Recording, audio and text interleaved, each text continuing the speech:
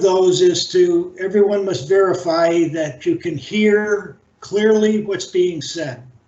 So I'll get to that in just a moment, but let me go through the announcements.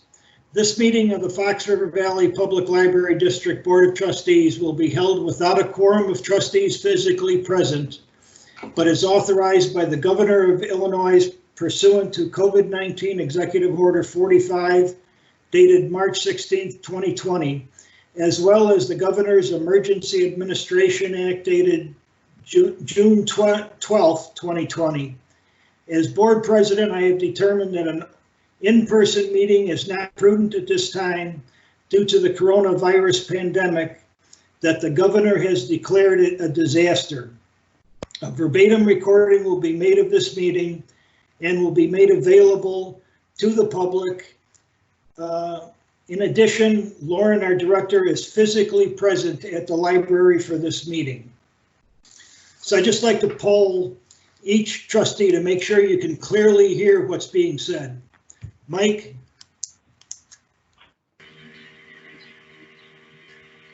Can't hear you, Mike. Muted. I think you need to unmute. You're muted, Mike. Ooh, somebody sounds like a lawnmower. Just wanted to see if everybody could hear my comments. Okay. Okay. Ryan? Yes. Chris? You're muted as well, Chris. Yes. Okay. Dave, are you with us? I got a text from Dave. He says, I'm using the Teams app for Mac. Should I switch to the browser? So he's not here yet, but he's working on it. Okay, well, he'll join us when he can. Nikki? Yes. Christina? Yes, and I'm using the Teams app for Mac, so it's not a problem. Okay, and finally, the public notice, which was posted. Due to current public health concerns, this meeting is being conducted electronically. Anyone wishing to observe and/or comment must email library board at Fox River Valley Public Library district.info no later than 12 p.m. on Tuesday, June 16th, and will receive online access to the meeting. If you do not have electronic access and would like to make a public statement, you can call the library at 847-428-3661 before 5 p.m. on Tuesday, June 16th, and leave a message indicating that you would like your message to be read into the record during the public comment section of the meeting. A recording of this meeting is available on the library's website by Friday, June 26th. And I think that's it. And with that, I would like to call to order the meeting of the Fox River Valley Public Library District Board of Trustees meeting on June 16th, 2020 at 7:05 p.m. May we have the Pledge of Allegiance, please?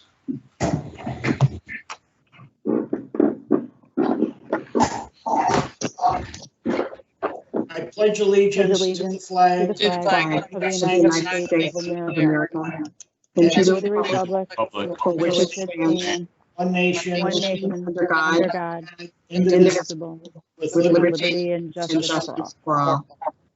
Thank you. Yeah, it's good to see the flag up there for this. Okay, Nikki, could we have a roll call, please? Is Dave here yet? No, Dave. Chris? Yes. Mike? Present. Brian? Yes. Nikki? Here. Christina? Here. Richard? Here. Okay, so we have a quorum. First item of business is the public comment. The board recognizes its responsibility to provide an opportunity for anyone wishing to comment at any meeting to do so. Due to the current public health concerns, the June 16th, 2020 meeting will be conducted electronically. Any person viewing the meeting online and/or wishing to comment will be accommodated in accordance with the public notice, which I spoke of earlier. Citizens will not be requested to sign in to comment. Do we have anybody from the public listening in, either by telephone or electronically, video-wise? Would they like to make a comment? I hear none. Were there any written comments that were received at the library? There were no written comments received. Okay. So we'll move on to the president's report. Every year it's required that we review the secretary's records. It's a requirement of the IPLAR program. So I would like to get 2 volunteers that will work with Karen. She keeps all those records, and it's to make sure the minutes are in place, any resolutions that we passed, any ordinances that we passed are properly listed in place as well. And I'd like that to be done during this coming month and reported on at our July meeting. So is there anyone, 2 volunteers that would like to work with Karen to do that? Chris? One more? Who is that? I was just going to say that Karen makes it unbelievably easy. So Yes. I've done it before I was secretary. She makes it super, super easy. Yeah. Mike, how about you? Could you help out? I'm a little reluctant because of I'm a cancer survivor and I'm 75, so. Understood. Understood. Christina? How about you? Okay, good. So Chris and Christina, and as Nikki says, it's very simple. Karen has everything lined up, and just if the 3 of you get together and just decide how best to do that, recognizing, what's going on in the social distancing and all that stuff, and then we'll report back at the next meeting. Okay, thank you. That's all I've got for President's report. Director's report. Okay. In the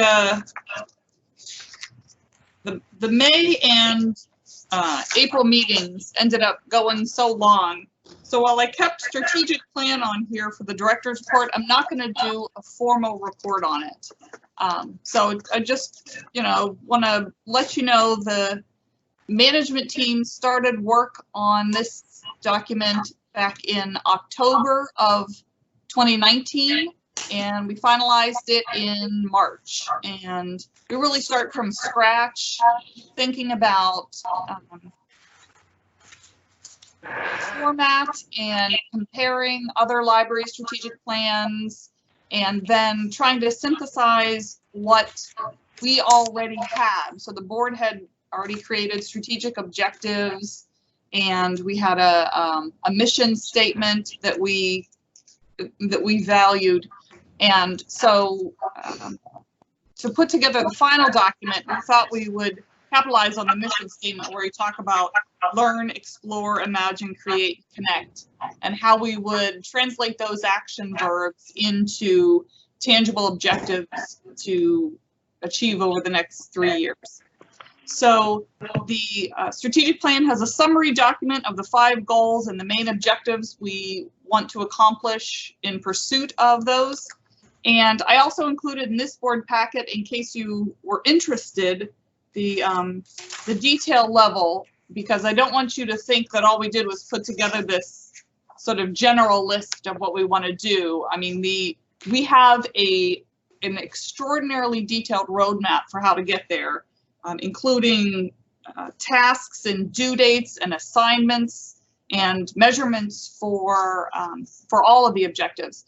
In addition, our performance evaluation, everyone has goals that are assigned to them, and there's even a box on the performance evaluation form to say the goal, objective, task number that it harkens back to. So we don't approach this haphazardly. We set out, this is what we want to do, and then these are all the steps how we're going to achieve it over the next 3 years. So does anyone have any questions about the strategic plan? No, I just wanted to note that Dave arrived at 7:11 p.m. Beautiful. Thank you. Dave, Hi, can you Dave. hear us? Hi, sorry. Difficulties. Oh, glad you. Dave, can you clearly hear us? Yes, I can hear you fine, thanks. Okay, good. David, do you have your video? I mean, your video is muted. Do you have that on? Oh,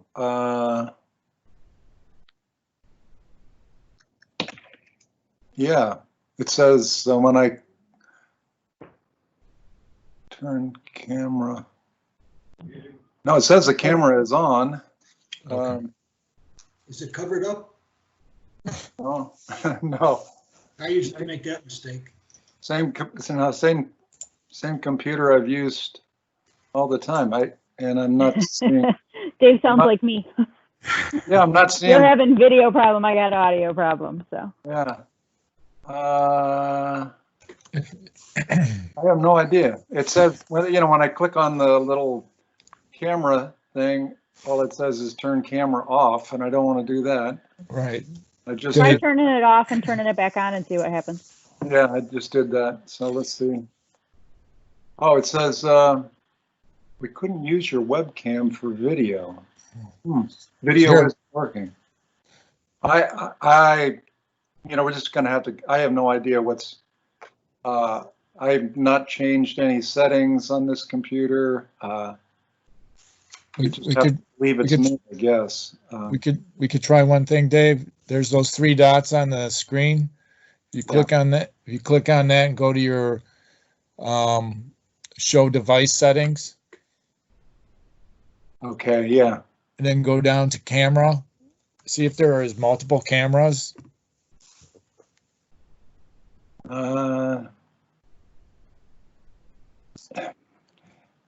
I'm guessing since I originally tried to, I think, get into the canceled meeting, that may be the problem.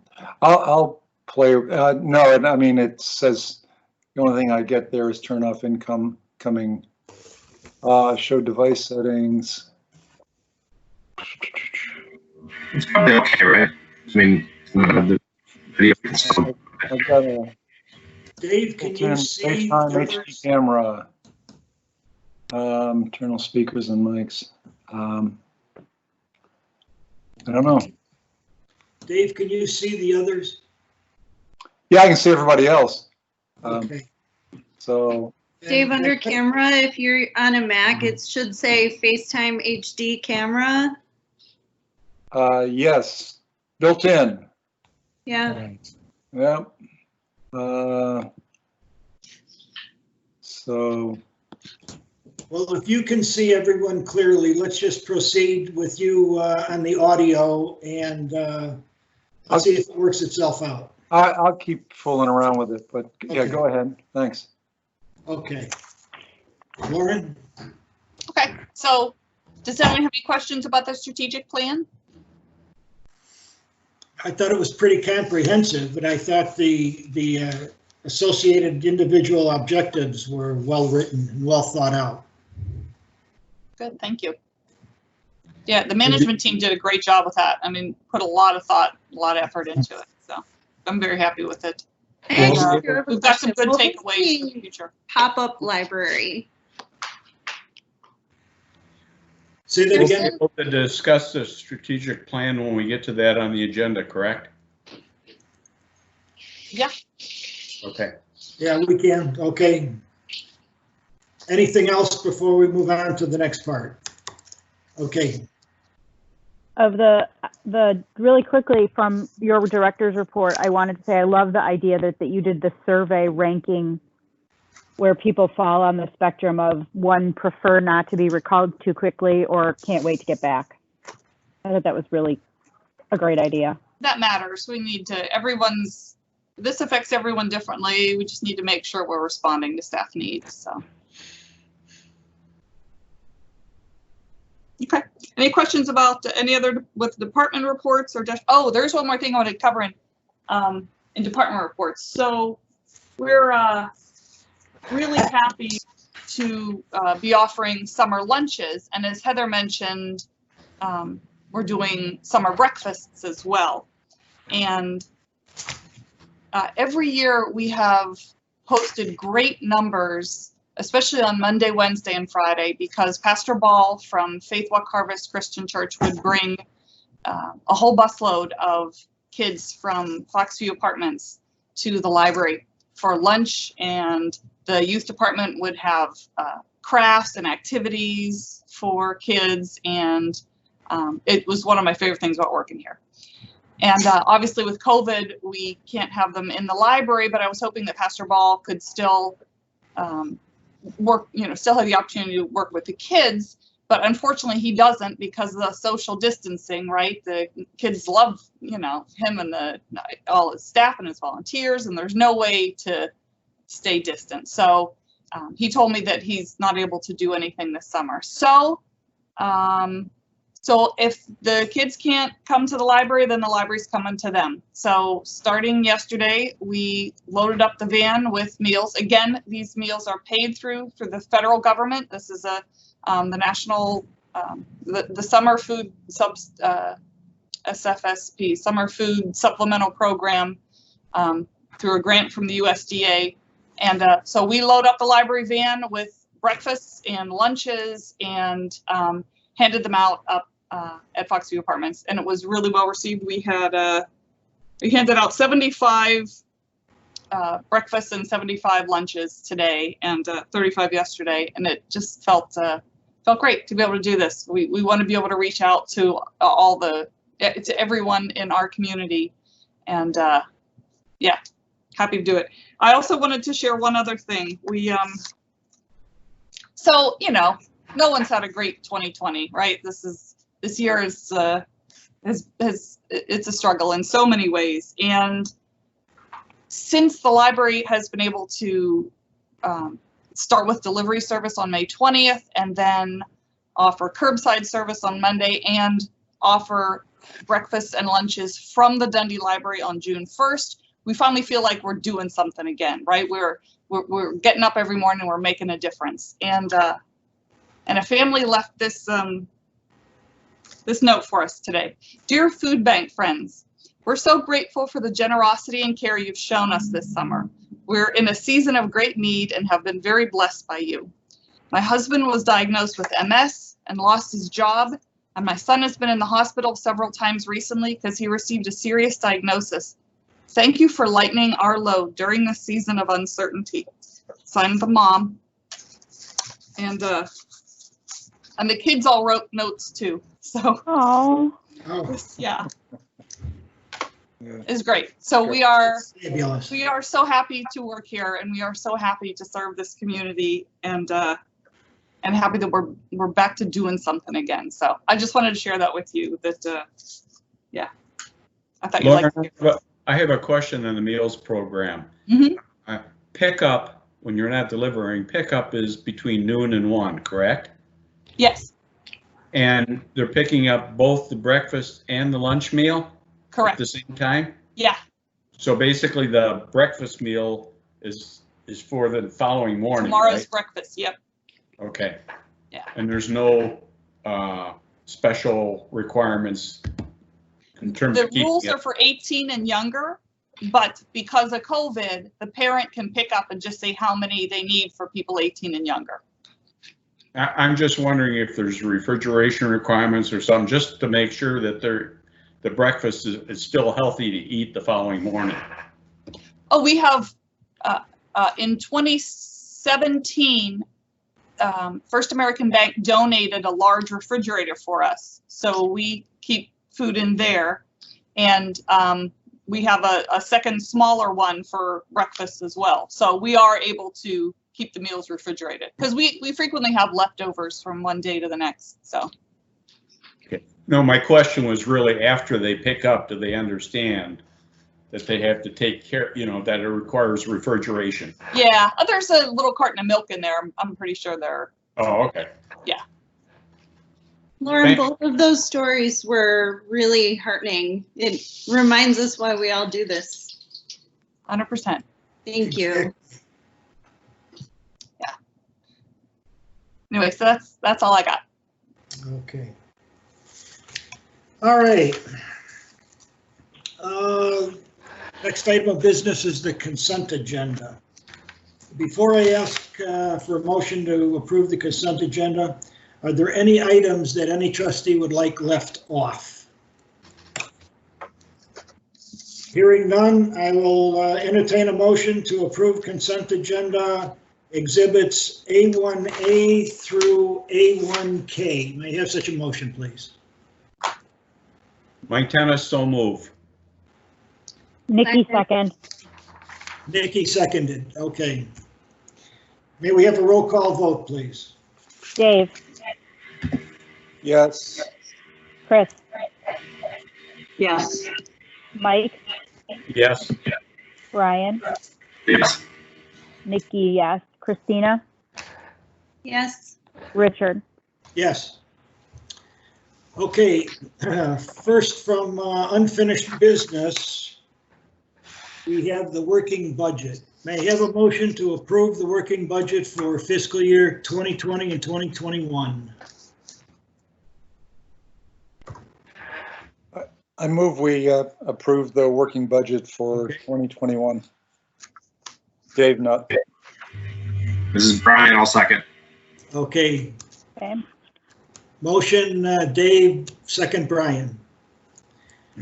Okay, well, as you know, we discussed the working budget last month. Mike offered some suggestions that were implemented, and Mike, you offered some additional ones. Would you like to discuss those right now? Yes. First, on the revenue side, as I pointed out in the cover letter to the updated analysis, was that Lauren did capture the proposed budgeted revenue changes of $74,500, interest and dividends and some other things. The one thing she didn't address was the per capita grant.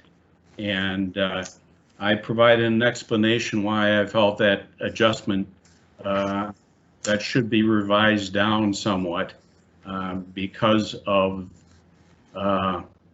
the state of affairs with the state of Illinois. So, Mike, you're probably not going to like what I'm going to say, but knowing Illinois, you're probably not going to be surprised by what I'm going to say. So last week we received our appropriation letter from Illinois, and the per capita grant has been approved in full at the $86,000 amount. So with that letter, we now book it as a receivable by the auditor. So the state has agreed to fully fund it. That was earlier in the week. And then Friday, I just got notice that the governor has signed legislation to increase the per capita grant amount from $1.25 to $1.47.50. So yeah, that statutory amount hasn't changed since 1995, but it did change in 2020. So now, while I've got 86,000 in there, it looks like we're probably going to get over 100,000 in there. Where the money's coming from, that would be up to Springfield. Borrow, of course, like they do everything else. Right. Right. So, well, I appreciate the update, and I'm more aligned with Fitch Ratings' position on it. I think they're going to find themselves strapped for cash. Mm-hmm. But according to our auditor, then we booked this as unrealized revenue, huh? Correct. Future Yeah, revenue. based on the letter, because it's possible we might not get it until August of 2020. August of 2021. which would be just slightly out of the fiscal year. We have 60 days past the end of the fiscal year to still book it as a revenue in this one. So the letter itself counts as it's now on the balance sheet. Okay, that's great. Anything else, Mike? On the expenditure side of things, the proposed expenditure of $3,969,000, I'm advocating those expenditures be reduced, $84,000, noting that over the 2-year period of time, the proposed budget versus the actual of 2 years ago, and I skipped focusing on this past year because it's an anomaly with the COVID situation. But over the 2-year period, we'd be looking at expenditures of increase of $560,000 or 18.5%. So I took another look at spending reductions. Most of the items on the list I had previously advocated. They weren't adopted with the revisions made. I'm still advocating it. I further analyzed the personnel expenses and feel that it's really appropriate to reduce expenditures, especially in the personnel cost area and the maintenance costs, even though what it is still an increase. I'm advocating an increase. I'm advocating a reduction in the amount of increase, and to the tune of $84,000. So any questions along those lines? I guess I had maybe a similar thought on the personnel line. So Lauren, like, what's the assumption now for the 2021 fiscal year in terms of when the part-time folks would come back and how much of that?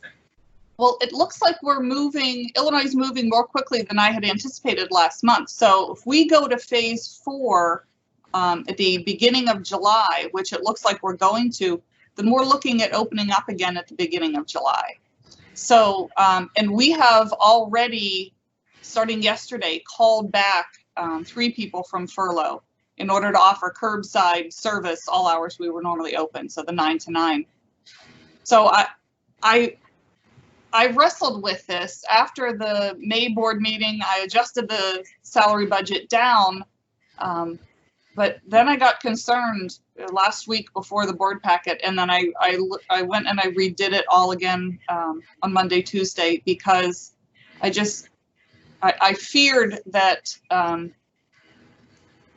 didn't want to have to count on furloughed people in the budget, because I'd love to have them all back, and it is possible, right? I mean, not everyone July 1st, but you know, phasing back in a lot sooner than anticipated. And so I just played it safe and said, you know, this would be the amount if we had everyone all year. Realistically, we're going to save some money, and it's not going to be all that. But since I can't predict when every single person is coming back, I went with the safe thing.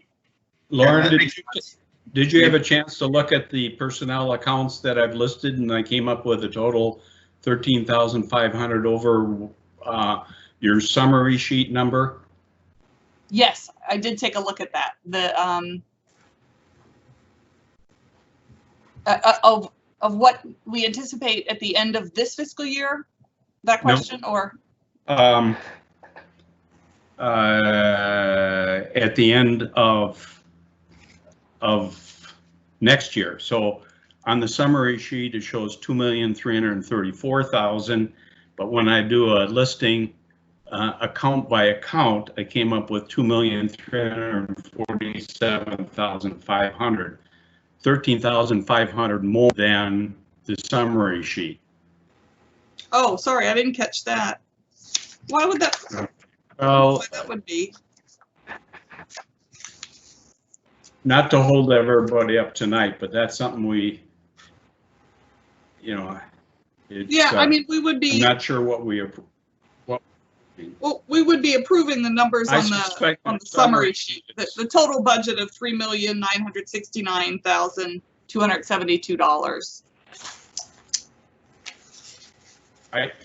I suspect the detail loaded into the system is correct, and then the summary sheet is off, and it balanced though because everything adjusts to the capital expenditure line. But the summary sheet is just, I mean, I just take this, it's just an export from the financial software, just like the detail sheet is. So. Okay, well, it's missing an account then and pulling it up. Yeah, I mean, but if we go with the numbers, yeah, if we go with the numbers on the summary sheet, we're still, I mean, they're fine, right? They're. So The expenditures match the revenues at the $3,969,000. Yeah. Well, something's going in the capital expenditure line then somehow. well, perhaps we ought to take a look at the mechanics of that, but for purposes of tonight's approval, I don't see there's much of a difference, really, relatively speaking. Yeah. Any other comments? Yeah, go ahead. Just in summary, how do the trustees feel about adjusting the proposed working budget? Those, the revenue of 17,000 and the expenses of 84,000 for a total adjustment of 101,000. They were, the 74, wasn't that included, Lauren? Yeah, the 74,000 was included in the $3,969,000. 84,000 in expenditures, 17,000 in revenue for a total of 101. And that 17 in revenue was that per capita? That was for the that was a grant money. Mike, we've covered the grant money. That's a done deal. Right? Right. And I think on the personnel, maybe we just even in that notes or comments column, why don't we just say that assumes full staffing, you know, as with phase 4 in early July, knowing that if we had to close again, that we'd come in well below that because we, you know, our staffing needs would come down quite a bit. I think Lauren's assumption is sound as long as it's been documented. I agree. Yeah, I agree too. Thank you. Okay, I have no other comments. Are we ready to vote? Okay, may we have a roll call, please? Do you want to reiterate the amount? With the total amount, yeah. I'm sorry, I forgot to put the number in the motion at the top of the of Exhibit B1. So let me restate the motion. The motion is to approve the working budget for fiscal year 2020-2021 with the total being $3,969,272. Thank you. Dave? Yes. Chris? Yes. Mike? No. Brian?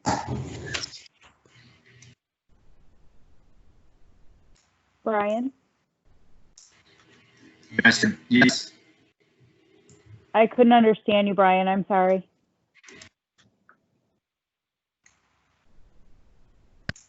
Brian, we can't understand you. Yes. Yes. Hear me. Here we go. Came through. That was a yes. I just want to confirm. Okay, yes. Nikki, yes. Christina? Yes. Richard? Yes. 6-1. Going on to new business. Item C1, electronic resources. May I have a motion to authorize the director to contract with LinkedIn for lynda.com, an electronic resource for online learning at a cost of $13,125. May I have such a motion, please? I moved to authorize the director to contract with LinkedIn for lynda.com, an electronic resource for online learning at a cost of $13,125. Okay, second, please. I second it. Chris seconded. Okay, just, Lauren, could you just briefly go over this again, please? So lynda.com advertises heavily. Patrons were constantly coming in the door asking for lynda.com courses. We had tried the Gale online courses because it was a cheaper product, but people, you know, they would ask for Lynda by name. So we swapped to Lynda a couple of years ago, and patrons love it. The course collection is extremely comprehensive, and you know, there's self-directed courses, there's an instructor-led courses. There, I don't know. It's the standard now for online library programs, and certainly with the library being closed down, Lynda usage has increased. As a matter of fact, on our library calendar, we have Lynda courses listed, and so you can just highlighting some of the more interesting and sometimes eclectic offerings. So the price is unchanged from the previous year, which I think is wonderful because, you know, demand has gone way up. It was interesting to hear about the LinkedIn because I knew they were planning on merging with LinkedIn. In fact, when I used Lynda, and I honestly don't remember what I went on there for anymore, it was a LinkedIn. I used my LinkedIn, my LinkedIn login and password and everything. And so it was really interesting to hear that they didn't quite make that merge yet because of the whole have to require LinkedIn, et cetera. And so librarians were outraged, just the outrage from ALA, and, you know, we're sacrificing all privacy in order to get onto this. And it was just wasn't fair. So. Any other comments? Okay, may we have a roll call vote on electronic resource lynda.com? Dave. Yes. Chris. Chris, there you go. You're muted, Chris. Ah, You're muted. Now, you're good. yes. Okay, got it. Mike. Yes. Brian. Yes. Nikki is yes. Christina. Yes. And Richard. Yes. Okay, item C2, North Suburban Digital Consortium Overdrive Contract Renewal.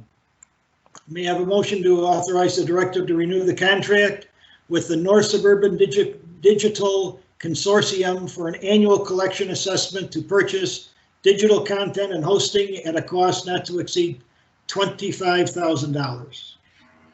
So moved. This is Brian. Okay. Thanks, Brian. Second. And Dave seconded. Lauren, Okay. I have a question about the North Suburban Digital Consortium. I've noticed lately that there's, I'm gonna mute Chris. I think it's there. I've noticed lately that I'll go in and look at an ebook and it will show, like, the borrow link will be there, like you can go ahead and borrow. And then I'll click on the borrow link and a pop-up will come up that says, no, actually this isn't available to you, but you're on the hold list now.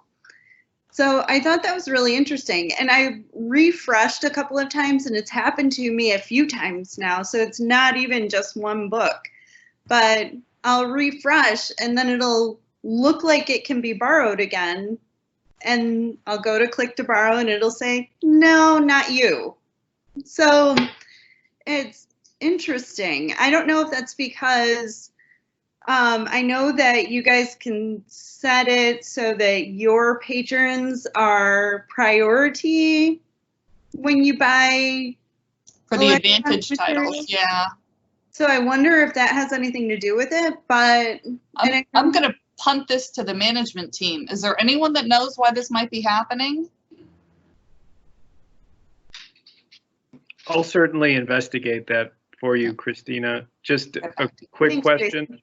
Are you using that, are you within the Overdrive app, or are you logging in through the browser? And you're definitely using the link for FRVPLD? Okay, excellent. Thank you. I'll follow up. Do you have 2 library cards because you're a teacher? No, I could, Okay. but I don't. Okay. I just wondered if it had to do with one of the, you know, but with the whole teachers can get library cards, unlimited holds, all that kind of stuff. If you were using that and that was doing something weird or Yeah, whatever. that makes okay. sense, but no. I don't So know, it's something weird. I was really impressed with the ebook numbers in the director's report though. That was great. Can you explain how the 25,000, it's a $10,000 increase and then it's spent down? So it's like basically we have a pool of money, like we're putting money into an account and then we're withdrawing as we you buy books. Yeah, so the Overdrive, it's like 3 parts. I think it's $1,500 is the hosting for the consortium of the 9 groups all together that share. And then there's a portion that's the pool of money that the consortium uses to buy titles that everyone can check out. And then there's the Advantage program, which is money that our selectors specifically use to purchase titles specifically for our patrons. And so that's what, as Christina talked about, that we get, that our patrons get first access, actually only access to those ones. So that's why we wanted to add the 10. I think the 10 is going to be used solely for Advantage to keep filling those holes. Lauren, is there any difference between ebook and audiobook in terms of the digital checkout cost? It's dependent on the book, right? So some. Oh, it varies by book. Okay. Yeah. Like some James Pattersons end up being $100 for the ebook. We just don't know. Yeah. Wow. Do we know how many digital checkouts there were in the past 12 months?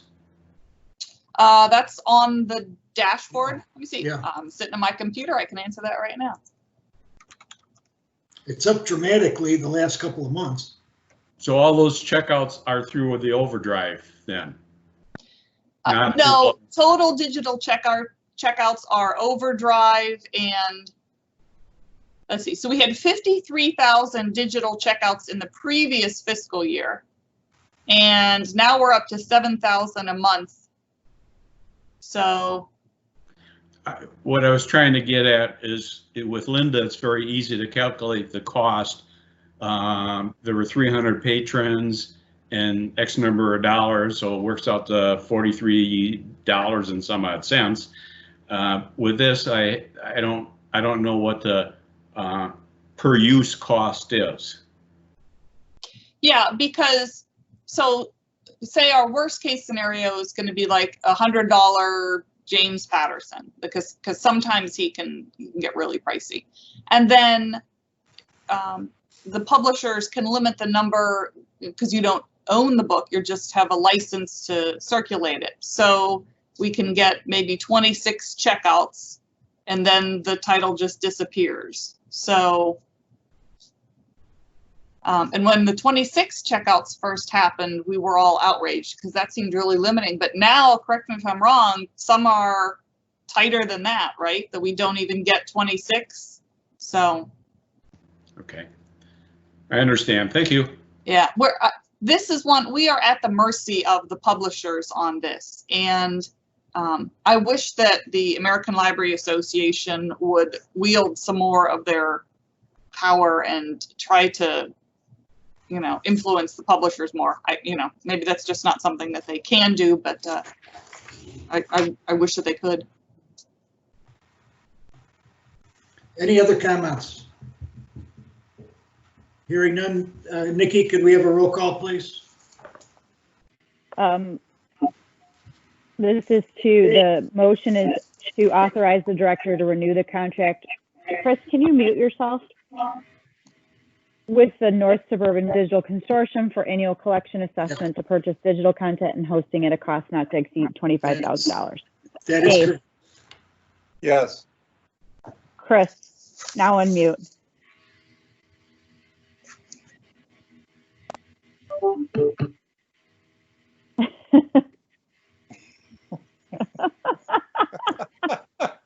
I think she's swearing. I'm not sure.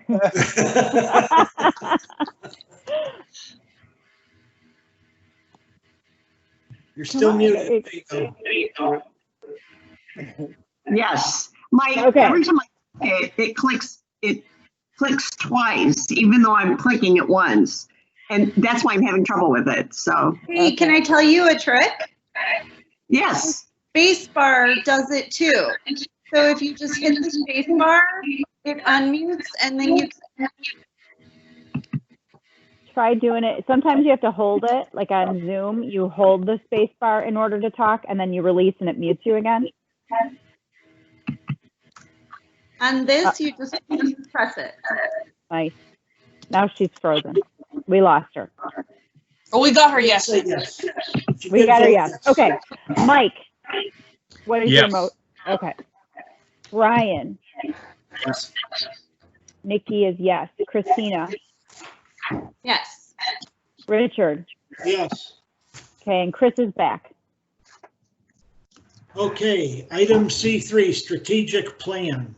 May I have a motion to approve the 2020 to 2023 strategic plan goals and objectives, please? I move to approve the 2020-2023 strategic plan goals and objectives. Second, please. Nikki will second. Second. Almost seconded it. It worked. The space bar worked. So,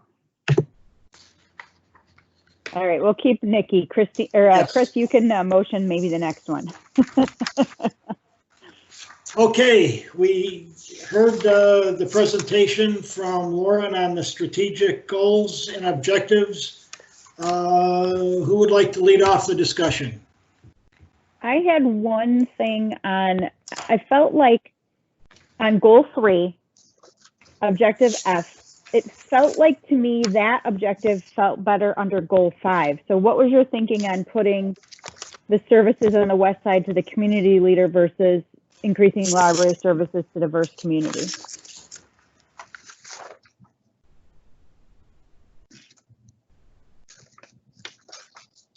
I think we liked become a community leader in innovative services, that if we had an additional library on the west side, if we were building it, that there would be innovative services.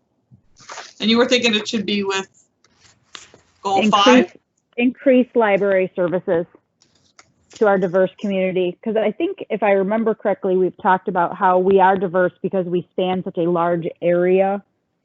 And it would be increasing services because of we're limited for programming and limited from physical space on the west side. So I mean, if you have a compelling reason why it should be under goal 3, I'm fine with that. But it just felt that flow felt a little odd to me.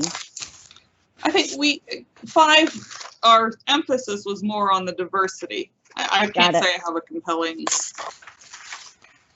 Can't say I have a compelling reason. It was just that 5 ended up being diversity in everything. Okay. Yeah, and so I mean, and 3 was really very facility specific. Sustainability of the facilities, library as a community destination, so sort of rooted in place. Elevating the reputation in the library community. Yeah, I don't have strong feelings. I have a comment on goal 2 under objective D, family friendly. Just a suggestion maybe on the timeline. There's some timelines for play space and community gathering, etc. And the timeline indicates completion April 30th of 2023. And in order to realize that timeline would be a pretty aggressive construction process, because you're talking about 2 construction projects, a West Side and a Dundee Library construction project. The referendum, if we were to proceed, it would be April 6th.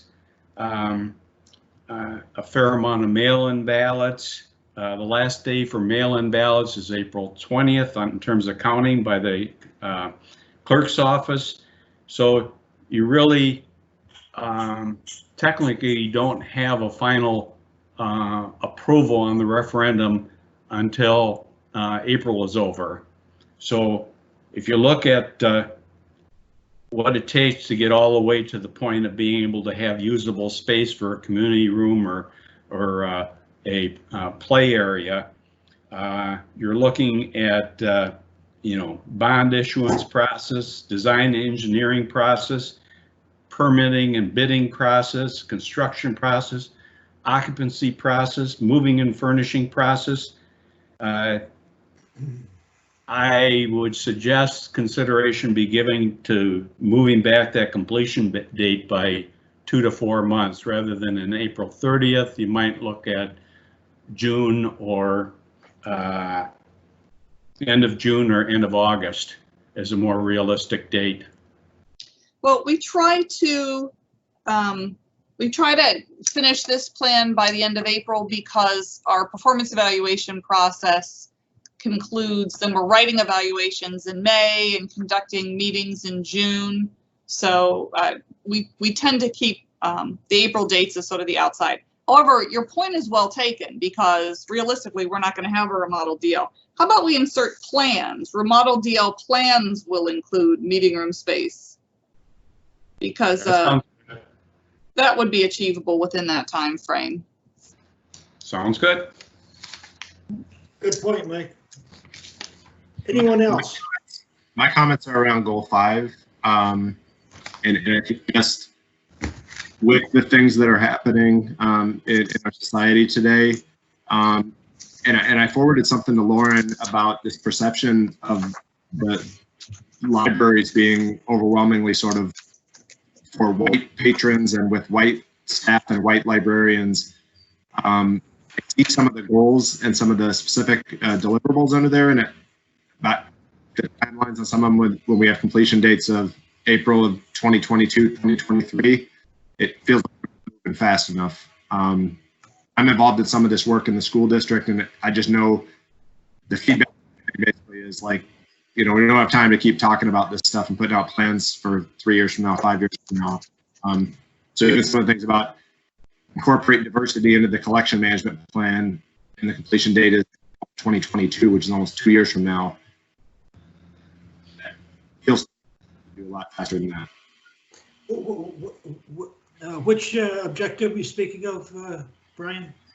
It's goal 5, and then it was objective A, just to pick one example. Okay. I think there were several under goal 5 that I think we're listing some of the right things, but the dates felt we're giving ourselves 2 and 3 years to do some of these things that I think we could act faster if we put our minds to it.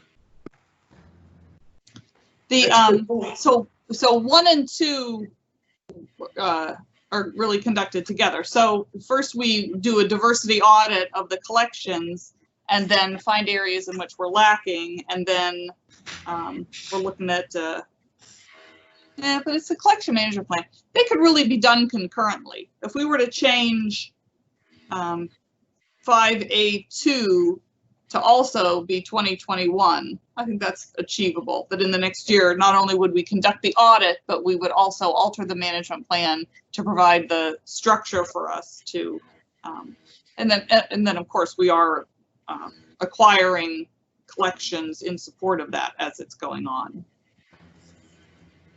And that push maybe the one right underneath it, number 3, post-programming reflects our community's linguistic, cultural, racial, and gender diversity, which is awesome and is totally the right thing to do, but feels like we can do it faster than April 2022. Yeah, I think we had a 4/30/2021 in there in the first place, but with a goal of 4 programs annually, we weren't sure when we were going to be able to open up to programs. And so we weren't going to achieve that in January, February, March, April. I mean, by,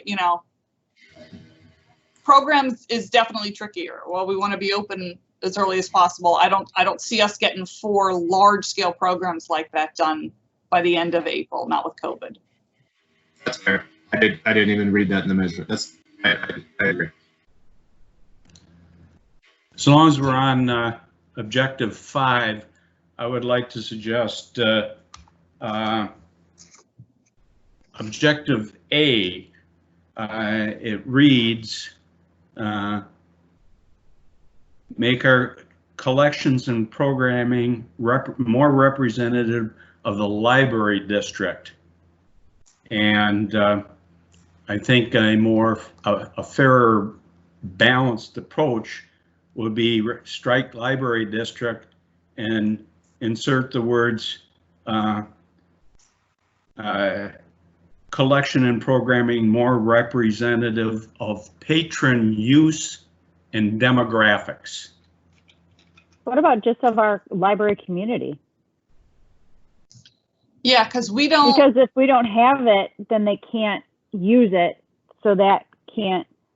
Right. Use might not be the indicator. If we're underrepresented, and then people aren't checking out stuff because they don't see themselves represented in our collection, then it's going to be a self-perpetuating flaw in our collection. But I agree with you of our library district. That sounds very clinical. It'd be of our patrons or just our community. I agree with you, Mike, that maybe those, yeah. I mean, we could strike library district entirely and just say community. Yeah. Sure. Because we also don't. Because we're also trying to attract people who don't already come to the library. Yeah. People in Elgin, we want to represent them as well, even though they're outside of our boundaries. Yeah.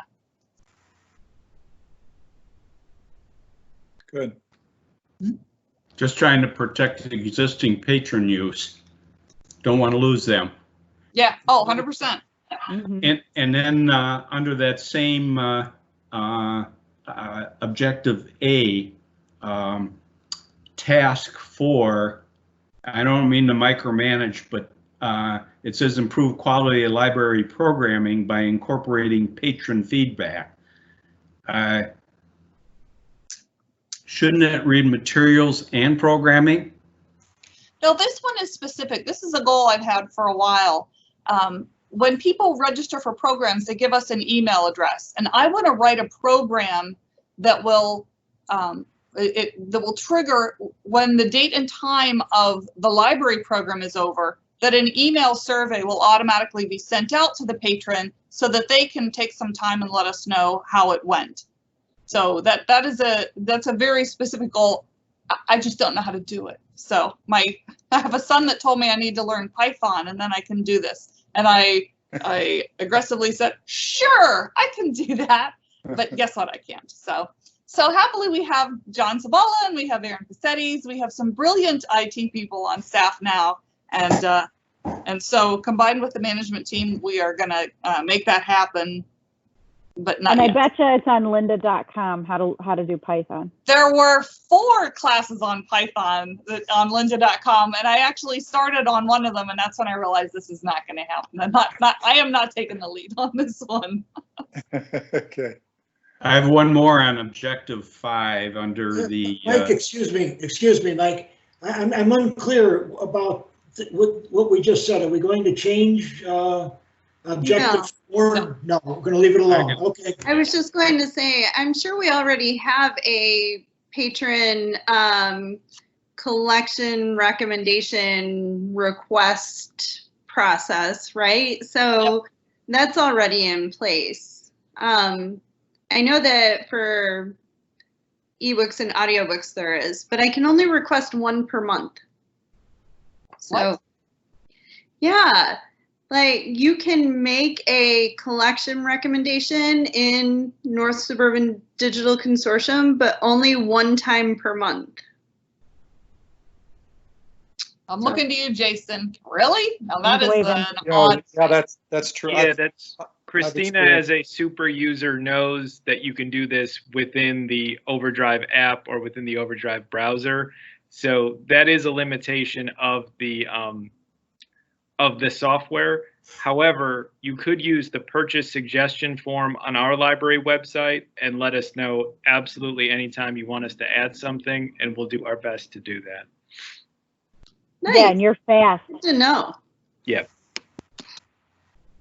One more under objective 5. Goal 5, objective C. Expand programming offerings to new immigrants. Just a suggestion that the Fox River Valley Library needs to coordinate with ECC, in my opinion, since they do have offerings in terms of new immigration, citizenship programs. I have a son-in-law or ex-son-in-law that actually went through the process. And so it's a matter of coordinating with ECC to avoid, competing or duplication, since they're both overlying tax districts. Yeah, the library is part of the community task force that literally they get together, I think, quarterly to eliminate those kind of redundancies. So everyone shares what it is they're doing, and that services that you offer shouldn't be overlapping with somebody else's when it comes to immigration. So I think Heather's going. I used to go to those meetings when I was assistant director, and I think Heather might be doing that now, but I don't know if nobody's been meeting lately. So yes, that is a consideration. They haven't had a meeting in a while. So I would think, Mike, your suggestion would be actually implicit in the construction of that objective, so there wouldn't be duplication of efforts and services and duplication of expenditures. Yeah, I'm not saying you have to change the document. Yeah. I just wanted to bring it to your attention. Sure. Well taken. Anyone else? I just had 2 questions because I just don't know. What is the pop-up library? It sounds really fun. And what does it mean to be a second responder? So we'll start with Kirsten, who's going to handle pop-up libraries. Yeah. Hey, Christina. It is fun. Great. It's sort of a thought on outreach and getting a little bit more specific in what we're going to promote while we're while we're out in the community. Some ideas sort of brewing around our possible voter registration, because we do that at the library when we're open. So we would have to wait and see where we stood on that. Or just things like bringing the 3D printer out with us to, put it on display so people can see how it works. Maybe showing how our e-resources work, setting up several laptops for people to click around and check out what we have. We're just really wanting to reach people who might not know us very well. So we're going to go out to do that. There is one other thing I want to bring up on. I'm sorry. Hang on. I want to answer the second part of Christina's question on a second responder. And I'm going to ask John Sabala to answer that one. He went to a conference and learned about it. Hi, Christina. The second responder would be somebody who would facilitate like warming centers or programs for people who have been in a disaster. And often there are places where they meet, things like that. And the library gets priority, right? If the cell network is knocked out, as a second responder, we would get priority access to Cell So, service, I remember right, that. so the goal would be that we would get a special SIM card that would go into our cell phones. And those are put out by AT&T. You have to qualify through your emergency, like through the fire department or the police department. We would have to qualify through that organization. Can I add to that in terms of the second responder? The reference in the strategic plan is with FirstNet. And our first responders are all in a process of migrating right now to a new communication system called Starcom. Oh. And Starcom has taken a long time to develop. I think it dates back to Hurricane Katrina, and it was a federal mandate. They had problems, local, state, and federal officials communicating with each other. So it's taken literally years, but the first responders, specifically in the Quadcom area, are now all migrating to Starcom, which is a Motorola Solutions product. And so it's important that if we pursue FirstNet, that FirstNet doesn't have a communication problem with Starcom. Right. I'll look more into that. Motorola, when you say Motorola, are you talking radios? Because we wouldn't be getting radios. This is more of the cell phone network. Usually in a disaster, there are so many calls going on that police responders, fire department, they can't call people. And so the FirstNet was designed so that it would kick off just people who are just normal like you and me and allow channels available for first responders to make phone calls. Right, right. You might want to touch base with the Rutland Dundee Fire Chief, who has a strong technical background. And his name is Chief Rick Thomas. You can use me as a reference. And just to make sure that there's no communication incompatibility, because the library district is very much aligned with Quadcom in terms of territory to cover. Okay, Mike, thank you. Any other comments? So we've noted a few changes to this. Are we all in agreement that these changes are appropriate and agreeable to everyone? Okay, with that in mind, let's have a roll call vote, please. Dave, Yes. Chris, Yes. Mike, Yes. Brian,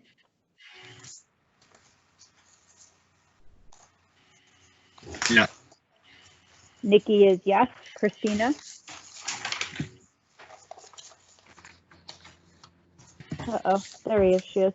There I am. Yes. Richard? Yes. Okay, last action item of business is action or C4. Approve report of the closed session minutes review and destruction of audio recordings made prior to November 19th, 2018. May I have such a motion, please?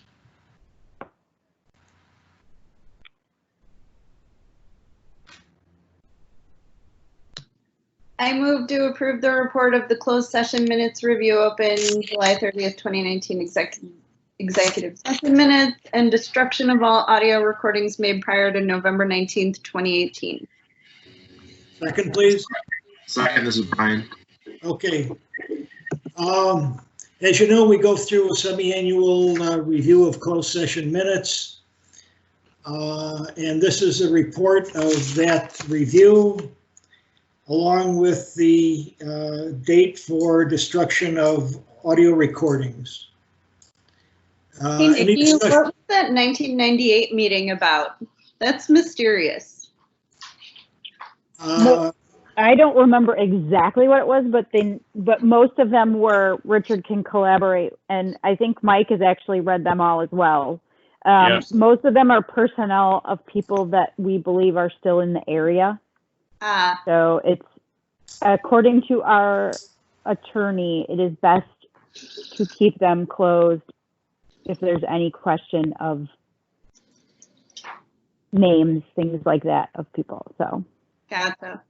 there was a lawsuit or something that was long time ago. Yeah.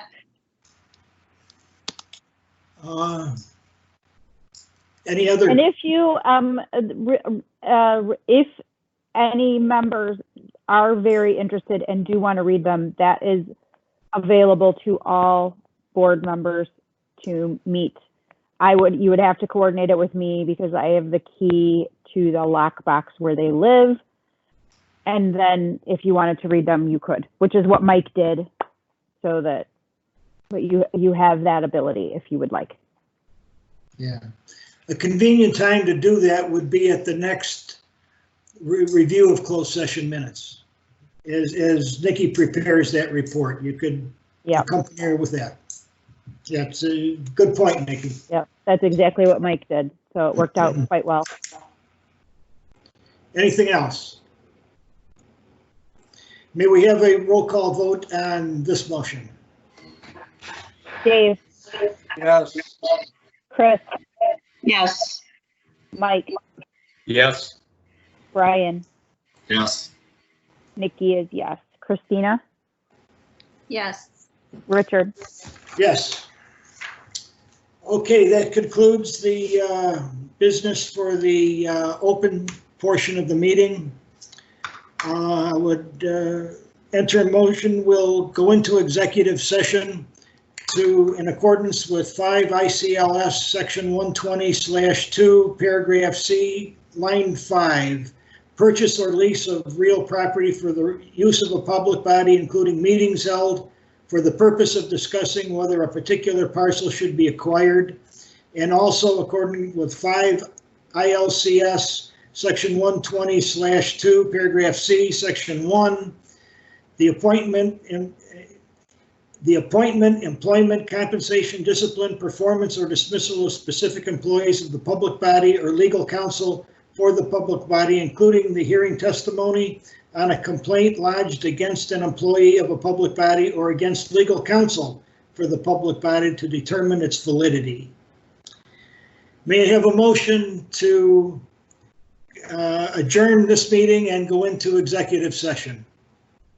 Mike Tennis, so move. Second, please. Chris Evans, second.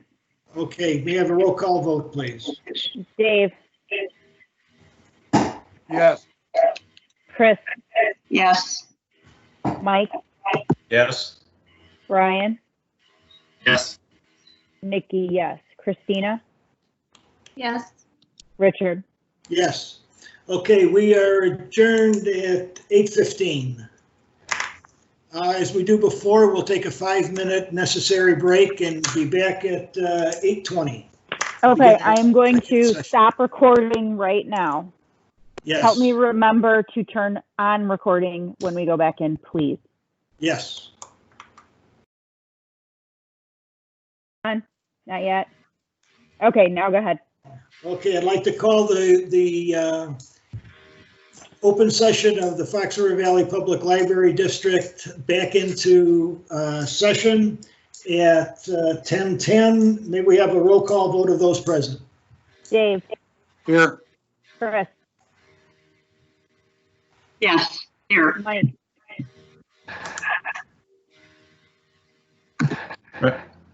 Did you say Mike?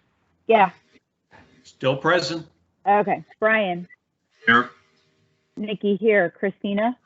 Here. Richard. Here. Okay, there being no other business, I'll entertain a motion to adjourn for the evening. May I have such a motion?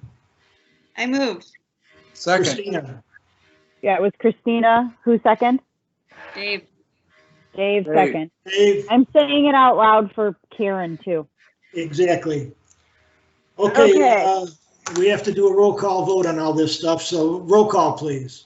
Last one. Yes. Yes. Chris, Yes. Mike, Yes. Brian, Yes. Nikki, yes. Christina, Yes. and Richard. Yes. We are adjourned at 10:11. Woo. Okay, stopping Thank you. recording. Thank cool. you, Recording everybody. It is was a stopped. long